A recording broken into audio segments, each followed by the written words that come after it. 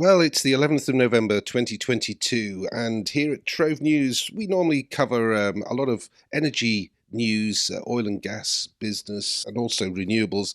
And generally, we're looking at it from what's happening in the Earth's crust, what people are drilling to find. But we also cover wind, and today we're going to have a little short video about onshore wind farms, and in particular, we're going to be looking at the Hill of Fare wind farm. Now, we'll explain where it is, what it is, and what's significant about this particular wind farm proposal.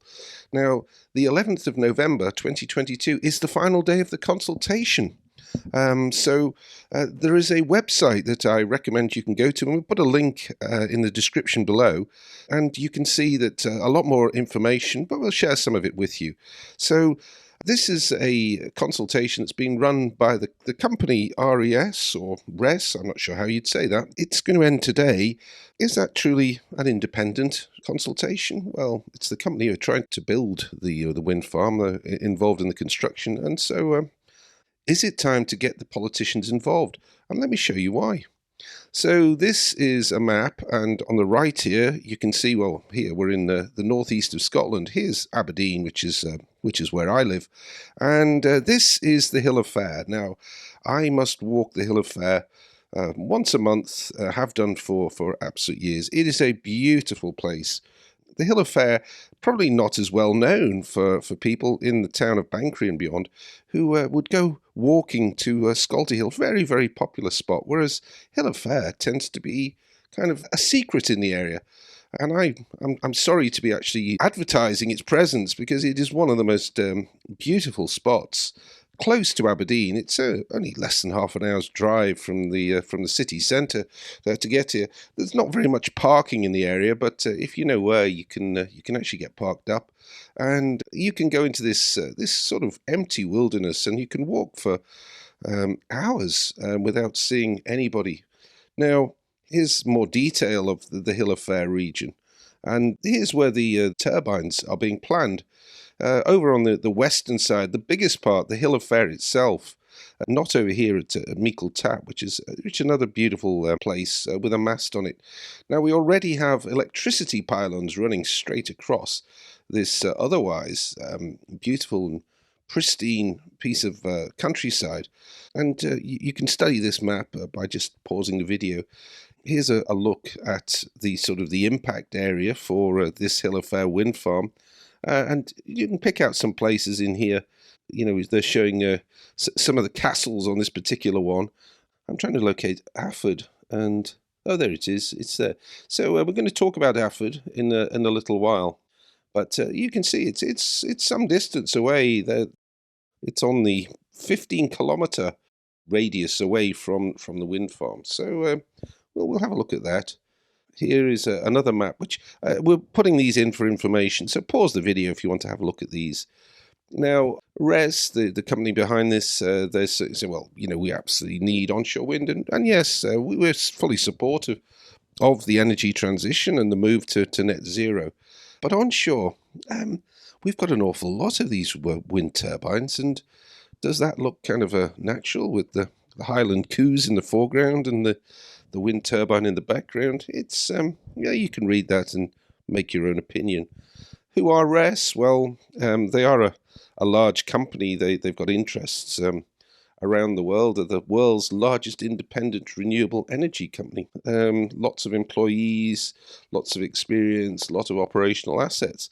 Let's have a look again at the impact here. So this is the theoretical visibility to 35 kilometres with viewpoints. Now, I haven't read this in great detail, but you can see that potentially there's impact, and here all the way out into Aberdeen Bay.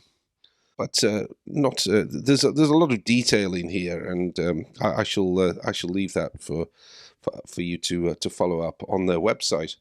Here again is some more detail, and finally, I wanted to look at this map here. Now, RES certainly has changed Scotland's landscape. They've been involved, so it's developed and or built and or operates a range of projects across Scotland, including, and it lists 25 projects, and the map there shows where they are. Now, I took the radius that stretched out from Hill of Fare and it went out into Aberdeen Bay, and I basically drew these sorts of circles in here. Now you can see that these are very, very approximate. So this is the Hill of Fare, is number 9, and you can see here's the circle going out into Aberdeen Bay. So I took that sort of circle and I just applied it to the rest of these sites. Now some of them won't be as big because, as I understand it, the Hill of Fare turbines are going to be amongst the largest that have ever been installed. So these are going to be seen from quite a distance. But I think you can see that already the coverage ensures that probably something like over 90% of Scotland's population can probably see a wind farm without going very far at all, probably from one of their upstairs windows perhaps. So you can see that already it's covered. And now I'm being a little bit provocative here, but what about my idea, the baker's dozen? Why doesn't somebody suggest this to Holyrood and all the politicians who are supposed to be looking out for our well-being and to protect the environment? All we need is 13 more wind farms with the same sort of impact that we see at the Hill of Fare. And we can obliterate all the pristine countryside, the beautiful countryside, which attracts so many tourists from overseas, from the UK, from all around the world to come and have a look at one of the most beautiful countries, in my opinion, in the world. We can certainly change all the landscapes and all the views for everybody with just 13 new wind farms. So there's an idea.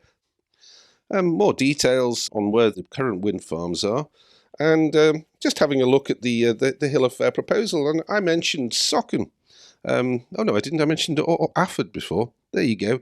You can see this has been put out in a bit of a rush. Socken is another little village that's in the area, and here this is the current view. And yes, they will certainly have a very, very good sight from Socken Main Street all the way across to have a look at all these wind farms. Local benefits, well, I'll leave you to read that. There are RES are telling us that there will be some local benefits, there will be some job creation, but probably only mainly during the construction phase. Has anybody actually taken the time to go into one of these wind farms? There are a few around Aberdeen. I've visited one or two, and there's an eerie feeling when you get in there. They cover quite a large area. You've got the sound of the turbines spinning around, particularly on a windy day. They can be quite noisy.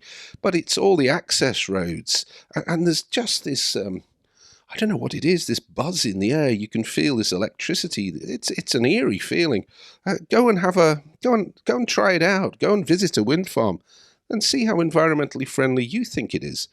I'm not convinced. I think it basically seems to form these sort of dead areas of quite a significant part of our landscape. And of course, from every hill, you can see these things. So all the Munro baggers, why don't you start getting involved and let's try and stop the spread of these onshore wind farms. What about the tourist trade? Well, it's big for Scotland. Here's a contact address, and this is with RES. This is, I guess, the consultation that's ending today. Probably we're too late putting this video out to affect that process, but surely there's a long way to go. So please get in touch with these guys. Again, details are on the website. When is enough enough? We're fully supportive. In fact, we put out a video not so long ago which looked at the ScotWind projects, and we cover all of the major onshore and offshore UK wind farms in our TROVE databases. Now, we appreciate that offshore is more expensive, but there are many advantages. The wind is less disrupted out there, more efficient, and surely we don't have to rush headlong into trying to cover every single hill and mountain in Scotland with these wind turbines and just ruin the view for everybody. I think it's time that we really had a long, hard look at this. And if you agree, please get in touch with your local MP. So let's preserve the beauty of Scotland's landscape. I hope you enjoyed this video. Please give us a thumbs up, subscribe, ring the bell to be notified. See you next time.